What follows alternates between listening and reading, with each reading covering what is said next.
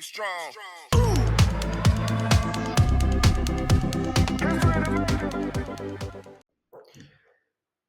Bonjour à toutes et à tous et bienvenue sur cette chaîne. Je vais commencer par me présenter rapidement. Je m'appelle Théophile Dogno, j'ai 27 ans et je suis professeur particulier en mathématiques et en comptabilité.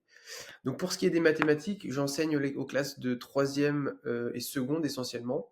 Et pour donc la comptabilité, je fais tous les niveaux, donc BTS, master et donc licence également. Ce qui est marrant en fait dans mon parcours, si vous voulez, c'est que le métier de professeur n'était pas du tout une vocation pour moi. À la base, en fait, je voulais être expert comptable. J'avais même fait les études donc pour le devenir et au fil des années, je sentais en fait comme une sensation de vide, intérieur au quotidien lorsque je travaillais. Suite à ça, je me suis beaucoup cherché. J'ai ensuite travaillé en banque, mais cette sensation en fait était toujours là malgré le changement d'environnement. Le Covid est ensuite arrivé, ce qui m'a permis de préparer en fait, l'avenir de mon parcours professionnel, où j'ai pu lancer donc une activité en ligne avec des revenus assez fluctuants. J'ai par la suite, choisi donc de poursuivre cette activité en complément d'un travail alimentaire. Voilà, j'ai pris le travail d'employé polyvalent en grande distribution, donc en VSD. Donc je travaille les vendredis, samedis et dimanches. Et mes missions étaient donc essentiellement de la mise en rayon, pour notamment le fruit légumes. Je faisais aussi le liquide et sinon un peu de caisse et différentes repasses après dans d'autres rayons. Quand j'ai pris en fait ce job alimentaire, ça a été comme une bouffée d'air frais pour moi. C'est ça en fait qui me manquait, c'était du contact avec les gens, de nouer des relations avec les clients et les collègues. Voilà, j'ai découvert aussi le travail de groupe. J'ai vraiment une sensation en fait, d'évolution avant-après, depuis que j'étais là-bas. Et ce qui était bizarre en fait, c'était le travail en fait qui m'avait demandé le moins de qualifications. Donc c'était vraiment incroyable. Et étant plutôt en fait introverti de base, voilà, ça m'a forcé à m'ouvrir, à découvrir des facettes de moi que je ne soupçonnais même pas. Et donc, comme je le disais aussi, à apprécier pardon, le travail d'équipe. Le seul inconvénient, en fait, si je peux dire, c'est que le travail est assez répétitif et en fait, on fait du coup assez vite le tour des tâches et la valeur apportée, en fait, donc la sensation ou le sentiment en fait d'être utile pardon pour vis-à-vis du client est assez limité.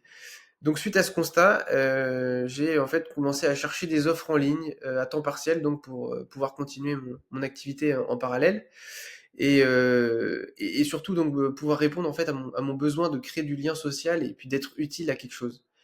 Et un jour en fait, je tombe sur, cette offre de professeur particulier en mathématiques, donc c'était, niveau troisième il me semble et je me dis: «Bon, pourquoi pas essayer?» en fait, j'ai pas voilà comme ça en fait j'y vais sans réelle, conviction. Et je me dis: «Voilà, tente, tu verras bien ce que ça donne» et puis, et là, en fait, c'est vraiment comme une révélation, en fait. Je me rends compte que, qu'en fait, je me sens vraiment plein en sortant d'un cours. Parfois même, en fait, voilà, je n'ai pas trop le moral, je fais un cours et hop, mon énergie, remonte instantanément et je crois que la chose, la plus importante dont je me suis rendu compte, en fait, c'est que en nouant des relations, en fait, avec les élèves, en s'intéressant à leurs problématiques, en voulant les aider, en mettant en place, voilà, des choses pour répondre à leurs besoins. En fait, j'en venais à oublier mes propres problèmes et je dirais même plus qu'il y a une partie aussi où, en fait, en les aidant, en fait, je m'aidais moi-même. Ou quand, par exemple, voilà, je cherche des solutions pour aider une élève à gérer son stress en examen et voilà, c'est peut-être des choses que je vais transposer dans ma vie sur d'autres aspects, comme, par exemple, gérer mon stress avant une prise de parole en public. Et voilà. En plus de ça, en fait, j'ai d'excellents retours par rapport à mes cours, donc des élèves, mais également des parents d'élèves, et des résultats à l'appui, puisque j'ai plusieurs brevets de maths qui ont été validés par mes élèves. On me donne également ensuite des missions en comptabilité et toujours en mathématiques, parce qu'en fait, à la base, je faisais vraiment que les mathématiques. Et en mathématiques, donc cette fois, je fais non seulement de la troisième, mais également le niveau seconde. Et suite en fait à tous ces événements, j'ai eu envie de partager cela à travers une chaîne YouTube, focalisée voilà sur l'accompagnement au brevet de maths, tout simplement parce que c'est la troisième qui est en fait qui est le niveau, scolaire où j'ai le plus accompagné d'élèves, donc je suis le plus à même de pouvoir aider, les gens et donc là où mon niveau d'expertise est le plus important. Bon après je sais pas trop ce que deviendra cette chaîne par la suite donc pourquoi pas après évoluer, peut-être, de manière plus générale sur le niveau en mathématiques. Mais en tout cas pour l'instant, c'est la ligne directrice que je me suis fixée Et en fait, étant également passionné de sport, je m'intéresse beaucoup, si vous voulez, à tout ce qui est performance et aux conditions dans lesquelles elle apparaît. Et en fait, pour moi, le brevet de maths s'inscrit tout particulièrement dans la notion de performance, puisque en fait, il ne s'agit pas d'être bon la veille ou le lendemain de l'épreuve, mais bel et bien le jour J. Et en fait, ce que j'ai pu remarquer, c'est que l'enjeu de cette épreuve pouvait amener les élèves à sous-performer. C'est ce qui a d'ailleurs été mon cas, où en fait, voilà, c'est pour ça que en fait, à l'année, j'avais une meilleure moyenne que ce que j'ai eu pour le brevet, parce que j'ai paniqué le jour du brevet.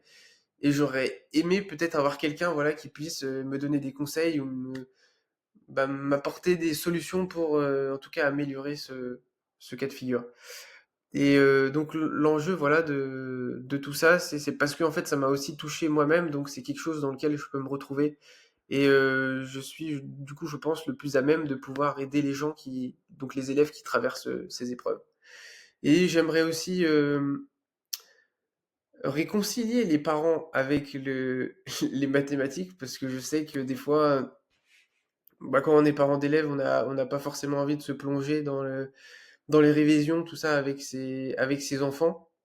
Et pourtant, je pense que c'est quelque chose de très important, ne serait-ce que pour partager des moments avec eux, mais aussi parce que, bah voilà, si vos enfants ont des difficultés scolaires en maths, alors si vous en avez qu'un, je peux dire que ça peut peut-être aller financièrement, puisque vous allez pouvoir payer un professeur, mais si vous en avez deux ou trois, ça va, et qu'ils ont besoin, voilà, je sais pas, de 1 heure ou 2 heures par semaine, ça peut commencer à faire.